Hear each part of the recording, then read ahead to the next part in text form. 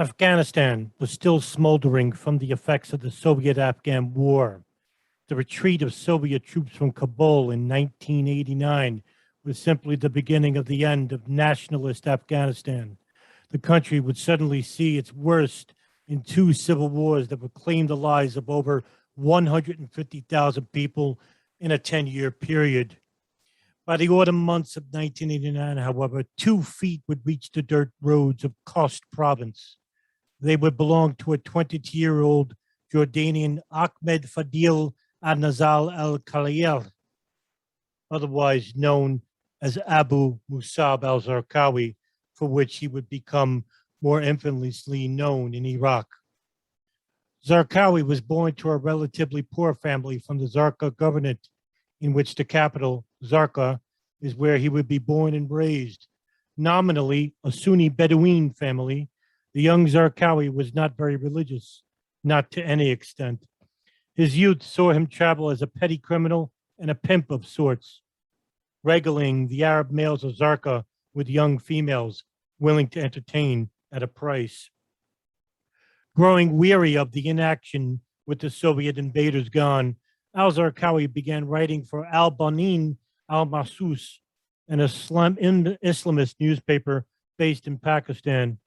Here, he would meet the most important man in his life, Abu Muhammad al-Maqdisi, who was an established Sunni Salafist radical. He would openly declare the Saudi state as infidel, munafiq. In one of his books, al-Kawlishif al-Jaliyah, Fil Kafur al-Dalwa al-Sadiyah. Born in the West Bank of Jordan, he found common similarities with the energetic al-Zarqawi, while also being one of the primary Salafist scholars to condemn the Saudis as kafir. He returned back to Jordan in 1992 and began railing against the Jordanian government, exclaiming they were influenced by the West. Al-Zarqawi would return to Jordan and began a small, unorganized cell called the Jund al-Sham, or the Syrian Division. By September of 1992, al-Zarqawi was arrested by Jordanian authorities. In his home, they would find multiple guns and thousands of rounds of ammunition, as well as grenades and other small explosives. The plan was to smuggle the explosives to the West Bank. His return to prison was met with other Muslim extremists. Youssef Rababa, himself a Jordanian prisoner who spent 3 years in the same confines as al-Zarqawi, saw Abu Musab al-Zarqawi become a violent, murderous drunk to a voracious reader of the Quran, in which he started recruiting other criminals into a ring of Salafi militant cell. Quote, they were all bearded. They all wore the same Afghan clothes and shared the same thinking. He stayed in the background, but the members of the group would do nothing without his approval, end quote. The man who helped influence al-Zarqawi was the man he met earlier, Abu Muhammad al-Maqdisi, who was serving prison for becoming an extremist enemy to the Jordanian government. By 1995, both men were becoming a force, as their militant cell inside the prison were the dominant force, brewing and gaining new recruits. Al-Zarqawi was himself more physically imposing and outwardly violent, but al-Maqdisi was the more revered of the two. According to al-Maqdisi's lawyer, Mohammad Najibullah, Maqdisi is the most dangerous man in the Middle East. Everyone who meets him returns home with religion in their heart. The near illiterate al-Zarqawi was made to memorize the Quran under the direction of al-Maqdisi, and by 1998, al-Zarqawi began issuing fatwas to those outside the prison walls. Al-Zarqawi tried to recruit Rababi, who was convicted for trying to kill Israeli students in Jordan. However, he found the views of Zarqawi too extreme. Rababi would later say, he's not Osama bin Laden. Osama had a worldview, a political way of thinking. Osama's enemy is America. Al-Zarqawi didn't talk about America. He only cared about other Muslims, end quote. When al-Maqdisi was released in 1999, he stayed in Amman, Jordan, while Zarqawi, who was next to be released, had a more expansive idea in mind. He immediately tried to recruit the Jund al-Sham.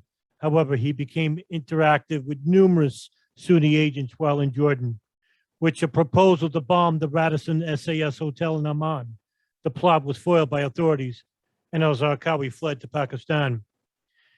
The plot was later found out to be a much larger plot, which was infamously called the Millennium Plot, an international terrorist operation that involved bombings in Jordan, the hijacking of his Indian Airlines Flight 814 in Kathmandu, India, and the bombing of LAX International in Los Angeles, California. From Pakistan, al-Zarqawi relocated to Afghanistan, to the Herat province, where he would meet Osama bin Laden.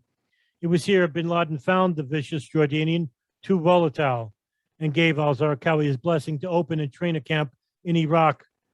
The fall of the Hussein regime was just the beginning, and it was here al-Zarqawi began an organization which had very few adherents, some from the same Jordanian prison which they shared. The name of the group was Jama'at al Tawhid Wal Jihad. In English, the Organization of Monotheism and Jihad, JTJ for short.